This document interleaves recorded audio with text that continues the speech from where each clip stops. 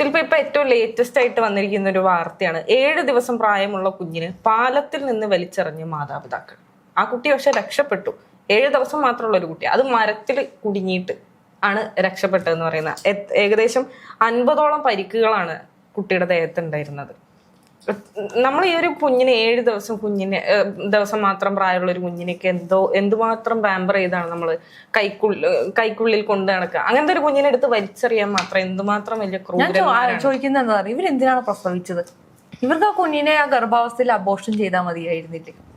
നമുക്ക് ഇതിന്റെ കൃത്യമായ കാരണങ്ങൾ അറിയില്ലെങ്കിൽ പോലും ഈ ഒരു ചോദ്യം പ്രസക്തമാണ്. കാരണം ഇങ്ങനത്തെ സംഭവങ്ങൾ കൂടെ നടക്കുന്നുണ്ട്. ഞാൻ ചോദിക്കട്ടെ, പ്രസവിച്ചിട്ട് 7 ദിവസത്തിനകം ഒരമ്മ പ്രസവിക്കുന്നത് നമുക്കറിയാം, മരണത്തിനോടൊപ്പമുള്ള വേദന സഹിച്ചിട്ടാണ് ഒരമ്മ പ്രസവിക്കുന്നത്. എത്രയോ ഞരമ്പുകൾ പൊട്ടി ഒരമ്മ പ്രസവിക്കുകയാണ്. ഇനി സിസേറിയൻ ആവട്ടെ, അതിന് അതിൻ്റെതായ വേദനയുണ്ട്. ആ പ്രസവിച്ച് അത്രയും എഫേർട്ട് എടുത്ത് അവർ ചെയ്തതിന് ശേഷം ഈ കുട്ടിയെ വലിച്ചെറിയാനായിരുന്നു. എന്തിനായിരുന്നു അതിന്റെ ആവശ്യകത? നമ്മളെല്ലാവരും എന്താ പറയാ, കുഞ്ഞുങ്ങളെ ഭയങ്കരമായി കെയർ ചെയ്യുന്ന എന്നുവെച്ചാൽ ഒരു ഗർഭിണി എത്രത്തോളം കെയർ ചെയ്യും നമ്മള് എന്നുവെച്ചാൽ ഒരു 1ാമത്തെ മാസം മുതൽ 10ാമത്തെ മാസം അല്ലെങ്കിൽ 9ാമത്തെ മാസം വരെ നമ്മൾ അത്രത്തോളം പാമ്പർ ചെയ്യുന്നതാണ് ഒരു ഗർഭാവസ്ഥയിലുള്ള ഒരു സ്ത്രീനെ. ആ കുട്ടി വരുമ്പോൾ ആ അമ്മയ്ക്കും കുഞ്ഞിനും നമ്മൾ ആ ഫാമിലി മൊത്തം കൊടുക്കുന്ന ഒരു കെയർ ഉണ്ട്. അത് അവരുടെ ആരോഗ്യത്തിന് വേണ്ടിയിട്ടാണ്. ഇത് ഒരു എന്താ പറയാ, ആ പ്രസവിച്ചതിന്റെ വാല്യൂ പോട്ടെ, ഒരു മനുഷ്യത്വമെങ്കിലും വേണമായിരുന്നു. എന്നുവെച്ചാൽ വലിച്ചെറിയുക, അല്ലെങ്കിൽ ആ കുഞ്ഞിനെ അവർക്ക് വേണ്ടെങ്കിൽ അതിനെ ഉപേക്ഷിച്ചൂടെ അവർക്ക് എവിടെയെങ്കിലും? അതിനുള്ള സംവിധാനങ്ങളും ഉണ്ടല്ലോ, അമ്മത്തൊട്ടില് പോലത്തെ ഉണ്ട്. നീ അവിടെ എന്തെങ്കിലും പ്രശ്നം നടക്കട്ടെ, അവര് ജീവിക്കുന്നില്ല എന്നെങ്കിലും വിചാരിക്കാം. ഈ വലിച്ചെറിഞ്ഞ് കൊല്ലത്തക്ക രീതിയിൽ ആ കുട്ടി എന്ത് ക്രൂരത ചെയ്തിട്ടാണെന്നുള്ളതാണ്. ആ കുട്ടി ഇനിയും ജീവിച്ചിരുന്നു കഴിഞ്ഞാൽ വീണ്ടും ആ കുട്ടി ഇവരുടെ പക്കലേക്ക് തന്നെ എത്തും. അവര് വീണ്ടും എങ്ങനെയാണ് 7 ദിവസം പ്രായമുള്ള ഒരു കുട്ടിയെ എവിടെയെങ്കിലും കൊണ്ടുപോയി ഉപേക്ഷിച്ച് കഴിഞ്ഞാൽ ഈ കുട്ടിക്ക് ഓർമ്മയുണ്ടാവും ഈ കുട്ടി അമ്മയും അച്ഛനും ആരാണെന്ന്? എങ്ങനെയാണ് DNA ടെസ്റ്റ് പോലുള്ള സാങ്കേതിക മികവുകളുള്ള എത്രയോ സ്ഥലങ്ങളിൽ കുട്ടികൾ ഉപേക്ഷിക്കപ്പെടുന്നുണ്ട്. എന്നിട്ട് എല്ലാ കുട്ടികളും ഇങ്ങനെ അന്വേഷിച്ചു വരുന്നുണ്ടോ? അല്ലെങ്കിൽ ഇത്രയും കുട്ടികളുടെ DNA എടുത്ത് പരിശോധിച്ച് അവരെ തിരിച്ച് അമ്മയുടെ അച്ഛൻ്റെ അടുത്ത് കൊണ്ടാക്കുന്നുണ്ടോ? പക്ഷെ കേസ് ഫയൽ ചെയ്യുന്നതും തുടങ്ങിയ, പക്ഷെ ഒരിക്കലും ഒരു വട്ടം ഉപേക്ഷിച്ച കുട്ടിയെ ഒരിക്കലും ആ ഉപേക്ഷിച്ച അച്ഛന്റെയും അമ്മയുടെയും അടുത്തേക്ക് ഒരു കോടതിയോ ഒരു പോലീസും പറഞ്ഞയക്കുന്നു എനിക്ക് തോന്നുന്നില്ല. പക്ഷെ ഞാൻ മനസ്സിലാക്കുന്നത് ഈ വലിച്ചെറിയുന്ന ആളുകളുടെ ഇടുങ്ങിയ ചിന്താഗതി മൂലമാണ് അവർ ആ കുഞ്ഞിനെ വലിച്ചെറിഞ്ഞ പോലും. നമ്മൾ എന്തിനാണ് ഈ സംഭവം ഇപ്പൊ ഉണ്ടായെന്ന് പറഞ്ഞു കഴിഞ്ഞാൽ ഉത്തർപ്രദേശിലാണ് ഉണ്ടായിട്ടുള്ളത്. എന്തിനാണ് ഇത്ര ദൂരത്തേക്ക് സഞ്ചരിക്കുന്നത്? നമ്മുടെ എറണാകുളത്ത് തന്നെ ഉണ്ടായ സംഭവം നമുക്ക് അറിയുന്നതല്ലേ. പാരപ്പറ്റിലേക്ക് വലിച്ചെറിഞ്ഞ് കൊന്ന വിഷയം നമുക്ക് അറിയുന്നതാണ്. കുഞ്ഞിനെ ഇതേപോലെ തന്നെ പ്രസവം കഴിഞ്ഞ പാടെ കുഞ്ഞിനെ ഒരു ഡെലിവറി പാക്കേജിൽ ഇട്ടിട്ട് അതിനെ എറിഞ്ഞ് കാട്ടിലേക്ക് എറിഞ്ഞു കൊന്നതിന് ശേഷം. അന്ന് നമ്മൾ ഏറ്റവും കൂടുതൽ അതുമായി ബന്ധപ്പെട്ട് സംസാരിച്ചിരുന്ന വിഷയമാണ് പോസ്റ്റ്മോർട്ടം ഡിപ്രഷൻ എന്ന് പറയുന്നത്. ശരിയാണ്, സ്ത്രീകൾക്ക് പൊതുവെ പ്രസവത്തിന് ശേഷം ഉണ്ടാകുന്ന പ്രശ്നമാണ് പോസ്റ്റ്മോർട്ടം ഡിപ്രഷൻ. അത് അവരെ ഭയങ്കര ക്രൂരകളാക്കി മാറ്റാൻ സാധ്യതയുള്ള ഒരു മെന്റൽ സ്റ്റേറ്റ് ആണെന്ന് പല ഡോക്ടേഴ്സും സയന്റിഫിക്കലി പറഞ്ഞു വെച്ചിട്ടുള്ളതാണ്. കാരണം അവർക്ക് കിട്ടിയിരുന്ന കെയർ കുഞ്ഞിലേക്കാകുമ്പോൾ, അവർക്ക് കിട്ടിയിരുന്ന ശ്രദ്ധ കുഞ്ഞിലേക്കാകുമ്പോൾ ഇത് അവരിൽ ഉണ്ടാക്കുന്ന ഹോർമോൺ പ്രശ്നങ്ങൾ, ഈ പ്രസവം ഉണ്ടാക്കുന്ന ഹോർമോൺ പ്രശ്നങ്ങളെല്ലാം കാരണം സ്ത്രീകൾക്ക് ഇത്തരത്തിലുള്ള ഒരു ഡിപ്രഷൻ സ്റ്റേറ്റ് വരാം, അല്ലെങ്കിൽ അവർക്ക് ഇത്തരത്തിലുള്ള ഒരു മെന്റൽ ഡിസോർഡർ ആയിട്ട് അത് മാറാം. അപ്പോൾ ചില അമ്മമാര് കുട്ടികളെ ഉപദ്രവിക്കാം, അല്ലെങ്കിൽ ഇത്തരത്തിൽ അന്ന് ആ സ്ത്രീക്ക് സംഭവിച്ചത് അതാണെന്നാണ് സയന്റിഫിക്കലി റീസൺ ആയി പറഞ്ഞു വെക്കുന്നത്. പക്ഷെ ഞാൻ ചോദിക്കുന്നത്, അത് അമ്മയ്ക്കാണ്. ഈ അച്ഛനുണ്ടല്ലോ, അവിടെ ആ കുട്ടിയുടെ അമ്മയാണ് ആ കുട്ടിയെ വലിച്ചെറിഞ്ഞത്. അതുകൊണ്ട് നമുക്ക് അതിനെ ന്യായീകരിക്കുകയല്ല ഞാൻ. പക്ഷെ അതിനെ ഈ പോസ്റ്റ്മോർട്ടം ഡിപ്രഷന്റെ കീഴിലേക്ക് കൊണ്ടുവന്ന ആ സ്ത്രീയുടെ മാനസികാവസ്ഥയുടെ പ്രശ്നമാണെന്ന് പറഞ്ഞ് അതിനെ മാറ്റി നിർത്തുകയാണെങ്കിൽ, ഇവിടെ അമ്മയും അച്ഛനും ചേർന്നിട്ടാണ് ചെയ്തിരിക്കുന്നത്. എന്തിനാണ് ഇവര് അതിന് മുതിർന്നത്? ഇത്തരത്തിലൊരു കുഞ്ഞിനെ ഉണ്ടാക്കാൻ മുതിർന്നത് എന്തിനാണ്? അവര് പ്ലാൻ ചെയ്തിട്ടുണ്ടായതായിരിക്കും. അങ്ങനെയാണെങ്കിൽ അബോർഷൻ ചെയ്തുകൂടെ? എത്രത്തോളം മീൻസ് ഓഫ് അബോർഷൻസ് ഉണ്ട് ഇവിടെ.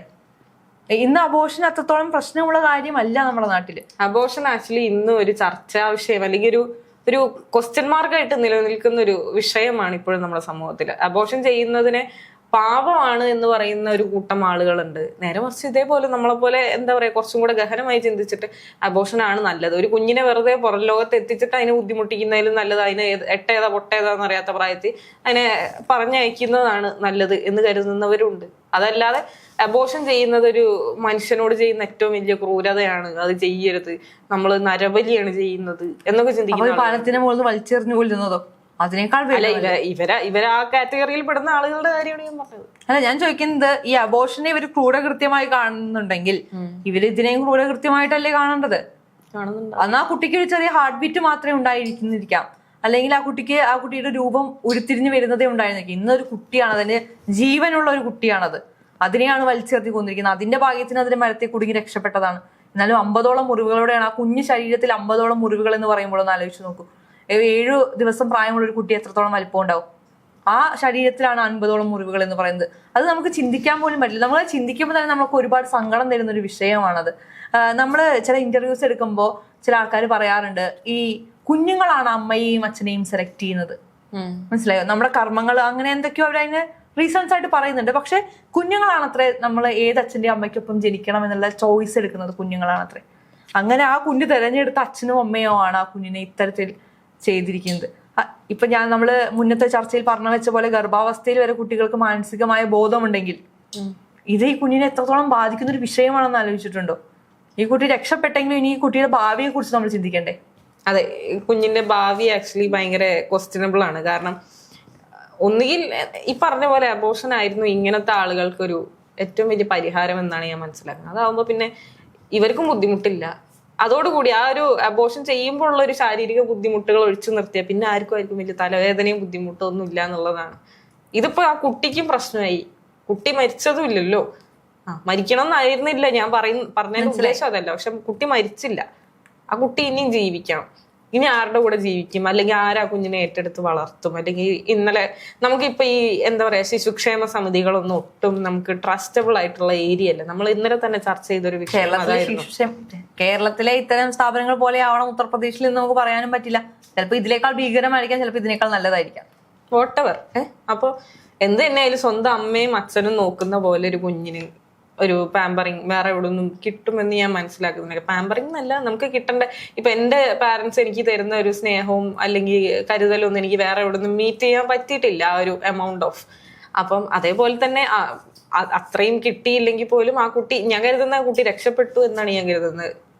ഈ ഒരു ടൈപ്പ് ആളുകളുടെ കയ്യില് ആ കുട്ടിയെ വീണ്ടും തിരിച്ചു കൊടുത്തു കഴിഞ്ഞു കഴിഞ്ഞാൽ അവർ ഡെഫിനറ്റ്ലി വീണ്ടും ഇതിനെ എലിമിനേറ്റ് ചെയ്യാനുള്ള എന്തെങ്കിലും ഒരു പരിപാടി വീണ്ടും പ്ലാൻ ചെയ്യും. അതിലും നല്ലത് കുട്ടി രക്ഷപ്പെട്ട് വേറെ ആരെങ്കിലും അതിനെ ഏറ്റെടുത്ത് വളർത്തുക, അല്ലെങ്കിൽ ഏതെങ്കിലും ഒരു സമിതിക്ക് കീഴിൽ അതിനെ കൊണ്ടുവന്ന് എത്തിച്ചു കഴിഞ്ഞു കഴിഞ്ഞാൽ കുഞ്ഞിന് ഒരു ഭാവി ജീവിതം ഉണ്ടാവട്ടെ എന്നാണ് ഞാൻ കരുതുന്നത്. ഒപ്പം തന്നെ എനിക്ക് തോന്നുന്നു കൃത്യമായ നിയമവ്യവസ്ഥകൾ ഇതിനു വേണ്ടി കൊണ്ടുവരിക. കാരണം പണ്ട് കാലത്തെ അബോർഷൻ ചെയ്യുന്നവർക്കെതിരെ കൃത്യമായ നിയമങ്ങൾ ഉണ്ടായിരുന്നു, അല്ലെങ്കിൽ കടുത്ത ശിക്ഷകൾ ഉണ്ടായിരുന്നു, അല്ലെങ്കിൽ എത്രയോ പേരുടെ സമ്മതങ്ങൾ വാങ്ങണം എന്നുണ്ടായിരുന്നു, അല്ലെങ്കിൽ അവർ ഒരുപാട് പേരോട് ആൻസറബിൾ ആയിരുന്നു ഒരു അബോർഷൻ ചെയ്യാൻ വേണ്ടിയിട്ട്. ഇപ്പൊ അതൊന്നും ഇല്ല. പക്ഷെ ഞാൻ പറയുന്നത് ഈ കുഞ്ഞുങ്ങളെ ഇത്തരത്തിൽ ഉപദ്രവിക്കുന്നവർ അല്ലെങ്കിൽ കുഞ്ഞുങ്ങളെ ഇല്ലാതാക്കാൻ ശ്രമിക്കുന്നവർക്കെതിരെയും ഇത്തരം നടപടികൾ കൊണ്ടുവരണം എന്നുള്ളതാണ്.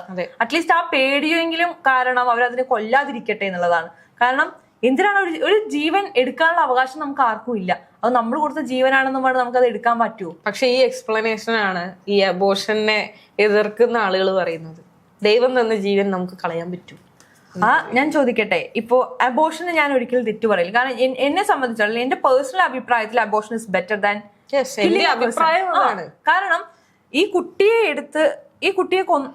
ഈ കവറിന്റെ ഉള്ളിലിട്ട് കുട്ടിയെ ശ്വാസം മുട്ടിച്ചു കൊല്ലുന്ന വാർത്ത നമ്മൾ കേട്ടിട്ടുണ്ട്. ബക്കറ്റിൽ വെള്ളത്തിൽ മുക്കിക്കൊന്ന വാർത്ത നമ്മൾ കേട്ടിട്ടുണ്ട്. അതിനേക്കാൾ എത്രയോ ബെറ്റർ ആണ് അബോർട്ട് ചെയ്ത് കൊല്ലുന്നത് എന്നാണ് ഞാൻ ചോദിക്കുന്നത്. അപ്പോ ഈ കുട്ടികളെ കൊല്ലുന്നവരുടെ മാനസികാരോഗ്യം അത്തരത്തിലുള്ള കാര്യങ്ങൾ പരിഗണിച്ചുകൊണ്ട് വേണ്ടത്ര ശിക്ഷ കൊടുക്കാതിരിക്കുന്ന നിയമ സംവിധാനങ്ങൾ നമ്മുടെ നാട്ടിലുണ്ട്. അതിനെ എടുത്തു മാറ്റിക്കൊണ്ട് അതിന് കൃത്യമായ നിയമങ്ങൾ കൊണ്ടുവരികയാണെങ്കിൽ, അല്ലെങ്കിൽ ഈ കുട്ടിയുടെ ഒരു അമ്മയ്ക്ക് അല്ലെങ്കിൽ ഒരു മാതാപിതാക്കൾക്ക് ഒരു കുഞ്ഞുണ്ടായി, ആ കുഞ്ഞുങ്ങളുടെ പ്രൊട്ടക്ഷൻ ഇവരുടെ ഉത്തരവാദിത്തമാണ്, അതിന് ഇവർക്ക് തോന്നിയ പോലെ നടക്കാൻ പറ്റില്ല എന്ന തരത്തിലുള്ള നിയമങ്ങൾ വരികയാണെങ്കിൽ ഇതിനൊരു കുറവ് സംഭവിക്കില്ലേ എന്നുള്ളതാണ് എന്റെ ചോദ്യം. കുറവ് സംഭവിക്കും. ഞാൻ പറഞ്ഞല്ലോ, എന്റെയും personal opinion is actually abortion is good, അല്ലെങ്കിൽ അബോർഷൻ ആണ് ബെറ്റർ ഓപ്ഷൻ എന്നുള്ളതാണ്. അല്ലാതെ ഒരു മനുഷ്യന് ബുദ്ധിപൂർവ്വം ചിന്തിക്കാനുള്ള ഒരു പ്രായം എത്തിക്കഴിഞ്ഞിട്ട് വെറുതെ അതിരുന്ന് ചിന്തിക്കുകയാണ്, ഞാൻ എന്താണിപ്പോ ഞാൻ എന്തുകൊണ്ടാണ് ഞാൻ അവിടെ വന്നത്, എന്റെ പേരൻസ് ആരാണ്, ഞാൻ എന്തുകൊണ്ടാണ് ഇങ്ങനെ ഒരു അബാൻഡൻഡ് സ്റ്റേറ്റിലേക്ക് എത്തിയത് എന്നൊക്കെ ചിന്തിച്ച് അതിന്റെ മാനസിക നില തകരാറിലേക്ക് പോണതിലും നല്ലത് അതിന് ചിന്തിക്കാനും അല്ലെങ്കിൽ അങ്ങനെ യുക്തിപൂർവ്വം ചിന്തിക്കാനുള്ള ഒരു പ്രായം എത്തുന്നതിന് മുൻപ്, അല്ലെങ്കിൽ ആ ഒരു സ്റ്റേജിലേക്ക് എത്തുന്നതിന് മുൻപ് അതിനെ പറഞ്ഞു വിടുന്നതാണ് ബെറ്റർ എന്നാണ് ഞാൻ മനസ്സിലാക്കുന്നത്. ഞാൻ പറയുന്ന ഭാഷ ചിലപ്പം പൈശാചികമായിരിക്കാം, എനിക്കറിയില്ല, പക്ഷെ അതാണ് ബെറ്റർ ഓപ്ഷൻ എന്നുള്ളതാണ്. അപ്പൊ ആളുകൾ അത് ചൂസ് ചെയ്യുന്നതായിരിക്കും. ഇത്തരം ക്രൂരകൃത്യങ്ങളെക്കാൾ ഭേദം എറിഞ്ഞു കൊല്ലുക, ബക്കറ്റിൽ മുക്കി കൊല്ലുക, അങ്ങനത്തെ വെറൈറ്റി ഓഫ് ക്രൈമുകൾക്ക് അല്ലെങ്കിൽ ക്രൈമിനേക്കാൾ നല്ലത് ഇതായിരിക്കും. ആളുകൾ അത് ഓപ്റ്റ് ചെയ്യുന്നതായിരിക്കും ബെറ്റർ.